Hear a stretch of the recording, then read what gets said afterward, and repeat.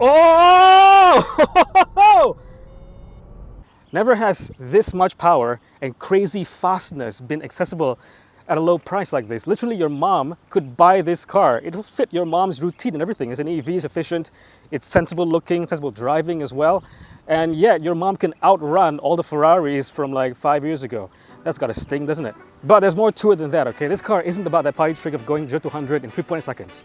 This car is actually a well thought out thing. And I want to explain all that.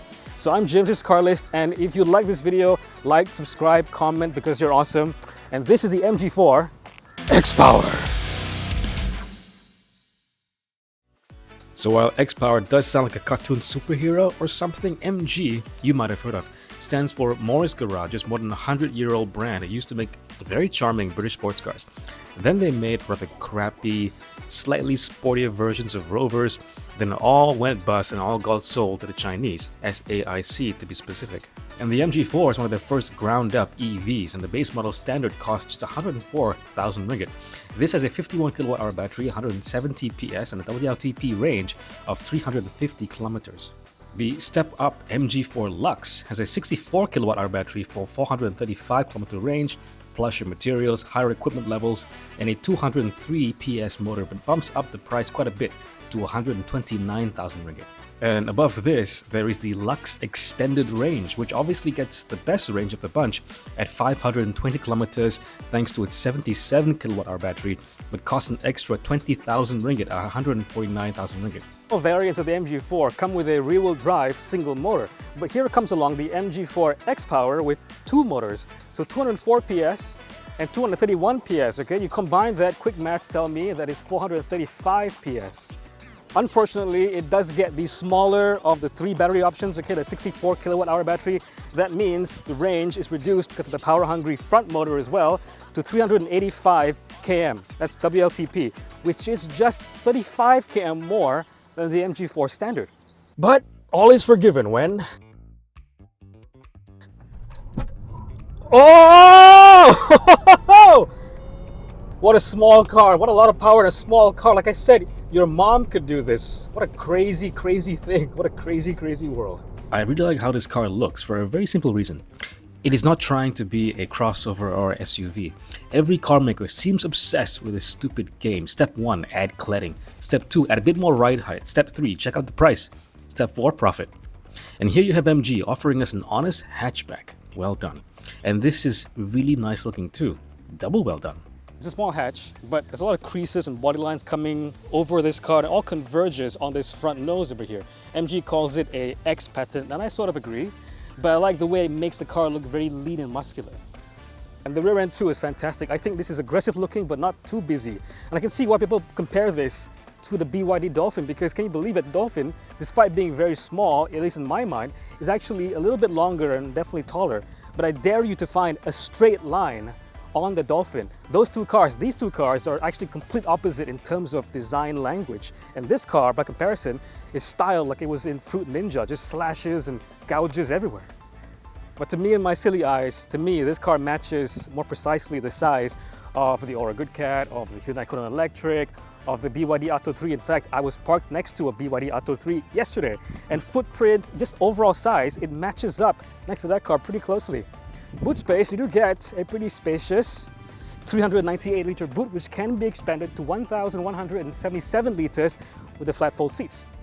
But disappointingly, there is no frunk, no matter what variant you get. It makes sense for the all-wheel drive version to have a frunk, but even the rear-wheel drive versions have all these electric gubbins inside.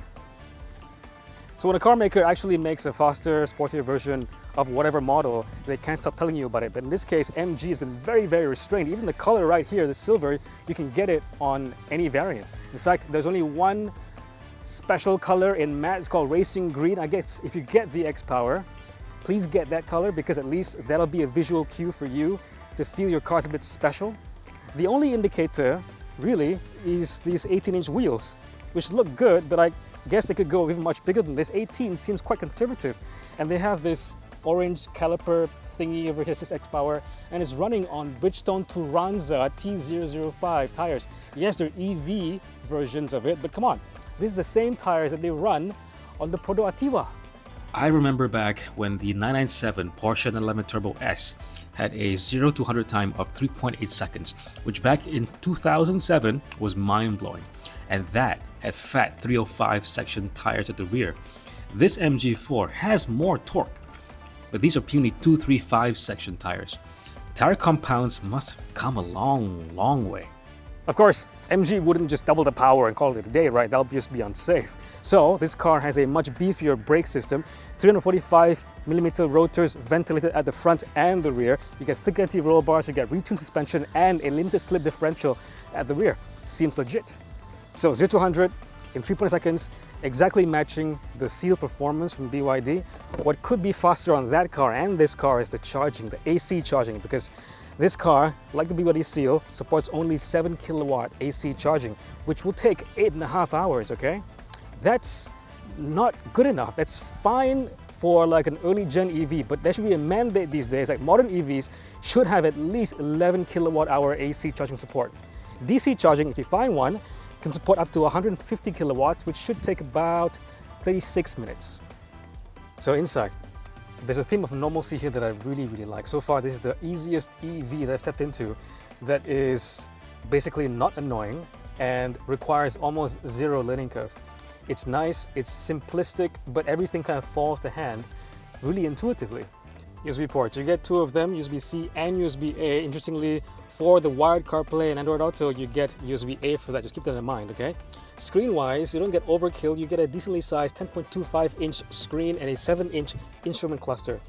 Instrument cluster-wise, I like it. It tells me all the information I need, except it's quite glossy. So I'm driving along, I'm just looking into a mirror most of the time just to see my face. And the XPOWER upgrades. As you can see, there isn't that much that tells me right away I'm in a faster, more powerful version of the MG4. In fact, there is nothing. You can only see it if you feel around a little bit. You can have some Alcantara paneling material here, some Alcantara on the seats, some red stitching on the seats, and that is literally it. You do get some decent storage in here too. So you get a quite large, I don't know, like storage area over here for your wallet, car keys, access cards, whatever in the center. And you have decently sized cup holders, 2 of them. You get a decently sized center cubby over here, a little net which you can stuff your little touch and go card. Over here as well, a decently sized glove box, door pocket, not full length, but almost full length. Pretty good so far. Even a little area over here to put your sunglasses. Standard stuff. Life in the back seats. Look, I like the quality in here, okay? XPOWER, you don't get a lot of more bolstering, and that's doubly so with the rear seats. Barely any bolstering if you're going really fast. But comfort-wise, it's really nice. You know what? I get a lot of under-thigh support, which I don't get in a lot of cars. I appreciate that. Legroom, plenty as an EV, come on. Knee room, plenty. Headroom, plenty. And because this car avoids the trend of having a sunroof, you get more headroom. Check it out. The windows also go all the way down, like it should be. But the thing is, rear visibility in this car is pretty bad. You have a really small rear window, and compounded by the fact that you have quite chunky headrests. You could remove the third one, but even with the 2 here, rear visibility is just crap. And that brings us onto things that are quite odd about the MG4 XPOWER. First of all, no center armrests. These brake calipers look cool and look extra huge because you know what? They're actually not the brake calipers, it's a cover. The wireless charger is conveniently located right here, but the thing is, if you have full launch, you have a really fast car, it'll just fly off. When I'm in Apple CarPlay, there's a shortcut for the air conditioning, but I can't tap on it. It's almost bugged. I gotta go back into home and then press the air conditioning controls, which makes no sense. But here are the cool things about the MG4 XPOWER. So you do get smartphone slots right here for the rear passengers. That's kind of neat. The MG4 comes standard with V2L, which is vehicle to load technology. So you can actually use the car as a big battery power bank thing. So you can plug in all your microwaves and small little appliances if you go camping, let's say. But it'd be great if the car had V2L accessible from the inside, so I can just plug in my laptop charger. But now, battery all the way. These are the 18-inch Cyclone wheels. Just me, or do these look like Tesla logos? It's just MG being cheeky here. I love it. I think the coolest part of the MG4 is how normal it is, okay? Look, it's got a normal key fob. It looks exactly like my key fob from my actual car from 12 years ago. And you look at it, it's a normal looking car as well. You walk up to it, it's a normal door handle, nothing fancy. You push it, doors unlocked like it would normally. You go inside and you sit In a normal feeling car, everything is within reach at a normal rate a modern car should be. The screens here, gear selector here, all the controls fall to hand. Normal air conditioning vents you control with your hands instead of on the screen. Everything is normal, and that's really cool. That's really refreshing to see it in EV, in a world where EVs are trying to be so futuristic. For the most part, this car has no drama, because there's no drama in the sense of like it asking me to learn its ways. It drives and operates like exactly like you think it would, like a normal car would. It's just so refreshing to have a car that works like a car for the most part. It's a bit bigger than a Jazz. Think about that, okay? A 435 horsepower hatch, about the same size, give or take, as a Jazz, but it has this much performance. 0 to 100 in 3.8 seconds. It's nuts. This will make a great everyday commuter car. And I keep saying this in the video, is that literally your mom could drive this car. She might not know exactly what it is. She might just walk into an MG dealership and ask for, hey, I like that car. You know, and maybe the salesperson will tell her, oh, this is the XPOWER. Oh, I don't care about XPOWER or whatever, but I'll just take it. Oh, okay. But then, you know, the salesperson can just go and write the whole thing up, and suddenly your mom is driving around in a 435 horsepower hot hatch, not knowing exactly how much speed it has. Because otherwise, if you remove that from the equation, this car is a very sensible EV, a very likable, sensible, everyday commuter car. But if you want to rush, all you gotta do is just foot down a little bit, and then and then you just giggle. Will it get old? Maybe, but I'm guessing in normal traffic, in normal driving, that little point and zap performance is always going to be freeing, liberating. It's good to have. This car is anime levels of overpowered, but it handles the power really well. Some cars, some EVs, I kind of wonder how it would handle the power, because it's such a small car, the chassis is a little bit too wallowy, and this and that. There's so much weight transfer that, you know, you get a little bit sketchy. You feel a little bit, oh no, can it really handle the power? This, despite being so compact, does handle the power really well, which is surprising to me. Grip levels are good. Steering is pretty direct for the most part. Yeah, it's numb, but whatever. It's numb, but it's direct. Steering feel is non-existent, but I like the steering wheel design itself. You can get a good grip on this, you know, two-spoke steering wheel. It looks a bit French, but yeah, I'm gonna tolerate that. Oh, sharp, yes. Out of the corner.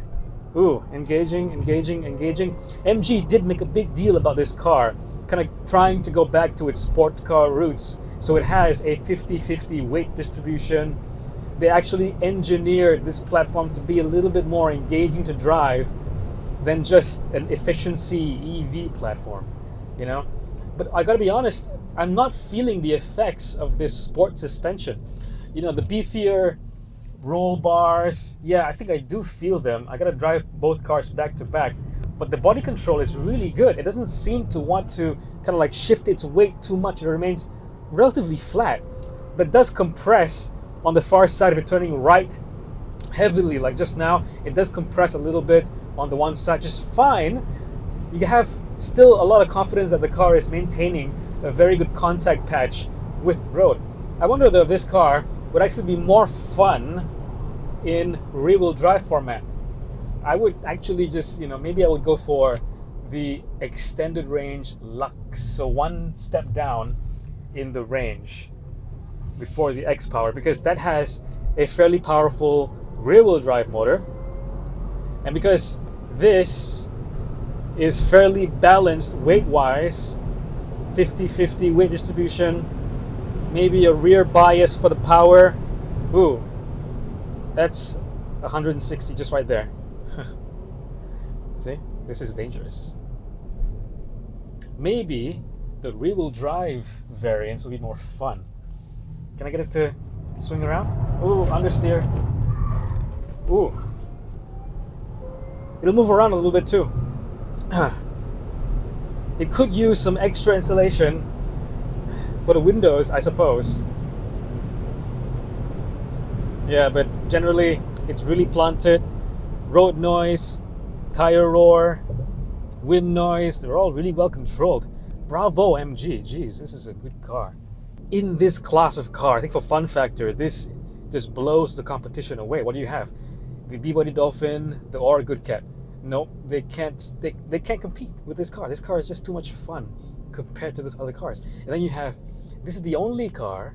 Even if you don't buy the XPOWER, you buy the rear-wheel drive versions. I bet that those variants are going to be way more fun than anything from BYD or Aura.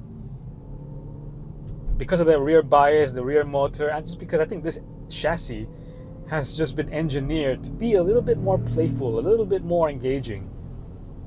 And that is a very good thing. This isn't the best regen braking I've experienced in the car, in an EV, fair enough, but it's not bad, okay? I think the best regen braking was actually the Aura 07. You know, it would actually gradually brake for me. So if I was approaching a traffic light, want to slow down, off the gas, it'll regen brake, and the longer I leave my foot off the gas, the more gradually stronger the braking got, to the point that I could just, like, you know, nicely coast a little bit and brake very gracefully to, you know, to the back of the end of the car ahead of me. But I gotta say, the only thing that is going to be an issue in town is going to be rear visibility. I bring up the Aura 07 again because that had pretty terrible rear visibility as well. This has a very small rear windscreen, and it's made worse by the fact that you have 3 very upright headrests. Thankfully, and unlike the Aura 07, you can take out the center headrest to improve it a little bit. In the Aura 07, you could take it out because the lower roofline meant that it just wouldn't come out. Thankfully, this car does have a 360 cam, which, you know, works all right. Not the best clarity for a camera that I've seen, but it works. It's somewhere between a high def cam and a potato cam. So yeah, it's there, it's functional, it's usable, and I'm glad I have it for parking because, yeah, the rear windscreen is so tiny. So it's ADAS package, okay? It calls it MG Pilot, which is fair enough. You know, you have like that Volvo vibe going on, like pilot assist. So MG Pilot, it does offer, you know, the standard fare of stuff. So it has AEB, with pedestrian detection, it has adaptive cruise control with traffic jam assist, it has rear cross traffic alert, blind spot monitoring, and lane keep assist. Those 2 last things I'm a little bit annoyed with, a little bit, okay? I understand it's trying to keep me safe, but all right. I think blind spot monitoring and lane keep assist are working together to always tug at my steering wheel, which, in my opinion, is a dangerous thing to do. Even if it senses a car, it senses a car behind me and well behind me, not like coming up fast or nearby my blind spot, but a car that I can see that isn't in my blind spot, but behind me, the light for the blind spot monitoring comes on. And whenever I signal to merge into that lane, it'll actually, believe it or not, it'll actually tug at my steering wheel. And the second thing about that is that I can't turn it off, not easily, at least. You gotta go into the MG menu, which is doubly hard to do if you're, you know, you happen to be using CarPlay. You gotta go out of CarPlay into the menu, into the settings, go into MG Pilot, and then turn it off. And that's like 3 different settings to turn it off. There's emergency lane assist, there's lane keep assist, there is blind spot monitoring alert versus vibrate versus this and this and that. And the thing is, it resets every time you get back into the car. So, you know, you're done with the car, lock it up, walk away, come back, it resets. I gotta go through this whole ritual of turning off my ADAS functions, the ones that I find annoying, every time I get into the car. Come on, that's not great. The same thing goes for drive modes, because if I'm in Eco and I walk away from the car, I come back and go on another journey, it'll reset back to normal. Why can't I just keep the car in Eco mode all the time? I mean, not only does it reset with drive modes, but just to get to it is so convoluted. You have to go out of CarPlay, onto the settings panel on the MG infotainment menu thing, go into the different tab for driving, and the sport mode buttons are very, very tiny. You can't just casually poke at it. You'll definitely miss. And so if you want to, so that becomes a whole different thing where you have to go into sport mode. You got to be at a traffic light, or you pull over. See, again, using me, tucks in my steering wheel. Either you pull over or you get stuck in a traffic light. Then you can kind of like have enough free time and attention to go over to the menu and switch from eco or normal to sport. By that point, you've already lost the mood. You don't want to be in sport mode anymore. You want to go back home. So, yeah, this is the whole thing. This is the whole issue. Shut up! This is the whole issue. There's no one behind me. What are you doing? I've been signaling and there's no one behind me. What are you tugging my steering wheel for?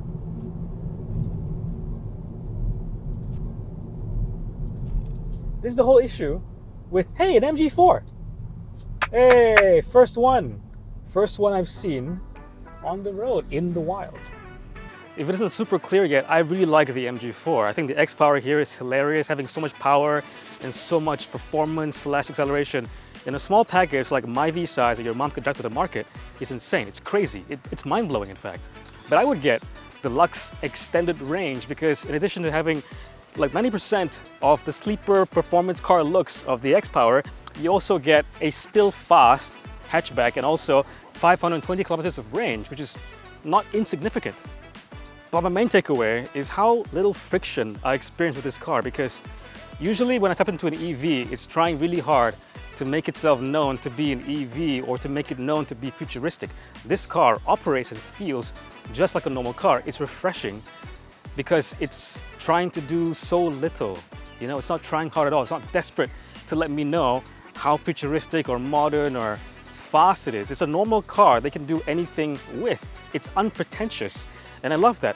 Also, it's actually a car that feels like MG's third or fourth generation EV, even though this car is actually the first ground up EV. A lot of manufacturers, and I won't name names, when you step in their car, especially the first EVs that came to Malaysia, you do feel like you're stepping into their first try. A lot of questionable decisions here and there.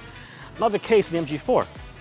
So if you have the EV bug, I would say that this car is one of the best EVs you can buy on sale in Malaysia right now. In fact, it is probably the best in its class for the entry level, with the Aura Good Cat, with the Perodua Dolphin. I think this car, yeah, is the best of the bunch so far. What do you think of the MG4 XPOWER? Do you think it's got too much power? Do you think it's a bit of a sleeper? Do you think it's a mega hatch killer? Let us know in the comments.